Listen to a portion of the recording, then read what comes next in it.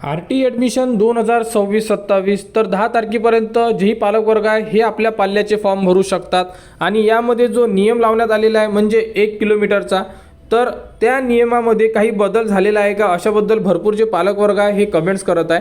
तर यावरती पाठपुरावा सुरू आहे, परंतु यावरती शासनाकडून अजूनपर्यंत कोणतीही अपडेट नाही आहे। तुम्हाला जो फॉर्म भरायचा आहे हा 1 किलोमीटरच्या आतमध्ये येणाऱ्या स्कूलसाठीच फॉर्म भरायचा आहे। 3 किलोमीटरमध्ये नियम बदल होईल असं वाटत नाही आहे, परंतु जर कोणती अपडेट आली तर ती तुम्हाला आपल्या चॅनलवर त्याबद्दलची माहिती देण्यात येणार। आणि शाळा येत नव्हत्या तर आपण एक नवीन व्हिडिओ दिलेला होता, तो सुद्धा भरपूर जे पालकवर्ग आहेत त्यांनी चेक करा।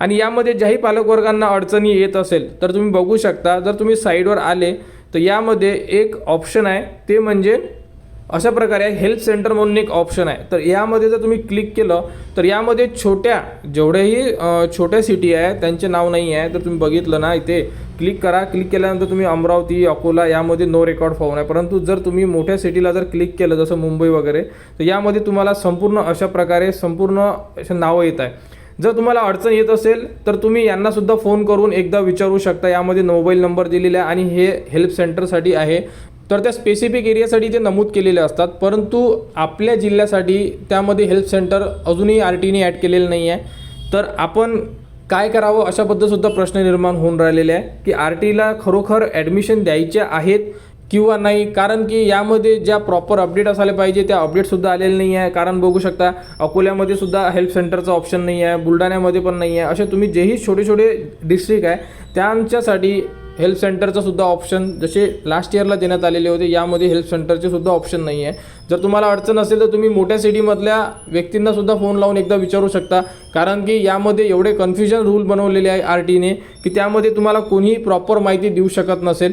कारण की यामध्ये आता नोटिफिकेशन ॲड केलेले आहे RTने, ज्या नोटिफिकेशन स्टार्टिंगला द्यायला पाहिजे होत्या। इथे बघा पहिलं ऑप्शन आहे RT 25% रिझर्वेशन, तर इथे क्लिक केल्यानंतर तुम्ही बघू शकता आपण याबद्दलची माहिती ऑलरेडी दिलेली होती। तर यामध्ये 26-27साठी एक नोटिफिकेशन दिलेली आहे, या नोटिफिकेशन आपण ऑलरेडी डिस्कस केलेली होती। तर यामध्ये सुद्धा भरपूर अशी माहिती दिलेली आहे, तुम्ही एकदा रीड करू शकता। ज्याही पालकवर्गांचे फॉर्म भरायचे बाकी असेल त्यांना माहिती पाहिजे असेल तर तुम्ही यामधून माहिती घेऊ शकता।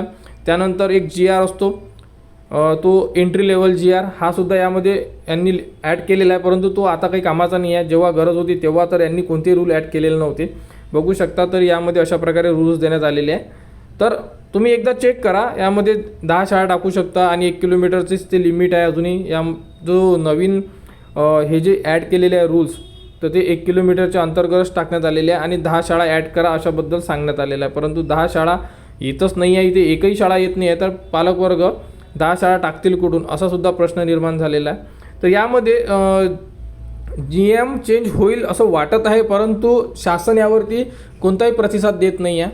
त्यामुळे पालकांना एकच विनंती आहे की तुम्ही तुमच्या पाल्याचा फॉर्म भरून घ्या। तुम्हाला ज्याही शाळा येत असेल, 1 शाळा येत असेल, 2 शाळा येत असेल, 3 शाळा येत असेल, या प्रकारे तुम्हाला ज्याही शाळा आवडत असेल त्यानुसार तुम्ही फॉर्म भरून घ्या। कारण तुम्ही जर नियम चेंज होईल यासाठी जर वेट करत असाल आणि जर नियम चेंज झाला नाही आणि शेवटी जर साईडवर काही लोड आला, फॉर्म भरू शकले नाही, तर नंतर खूप अडचणी होऊ शकतात। त्यामुळे फॉर्म भरून घ्या।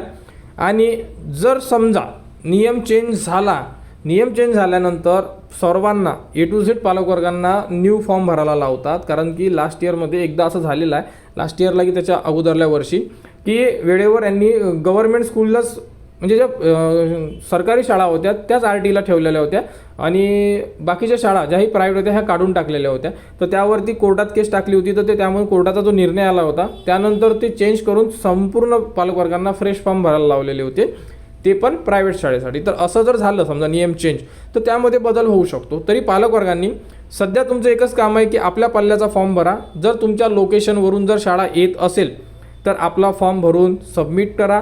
10 तारीख लास्ट डेट आहे। जी अपडेट येईल ती तुम्हाला आपल्या चॅनलवर देण्यात येणार। कोणाला कुठेही अडचण असेल तुम्ही कमेंट्स करा, कमेंट्सवर सुद्धा तुम्हाला संपूर्ण माहिती दिली जाणार। आणि RT ॲडमिशन 2026-27 फॉर्म भरण्याचा व्हिडिओ या व्हिडिओच्या डिस्क्रिप्शनमध्ये दिलेला आहे, तो व्हिडिओ बघा, आपला फॉर्म भरा आणि अडचण आल्यास कमेंट्स करा। कमेंट्सवर तुम्हाला संपूर्ण माहिती दिली जाणार। आणि पुढील अपडेटसाठी आपल्या चॅनलला सबस्क्राईब करा।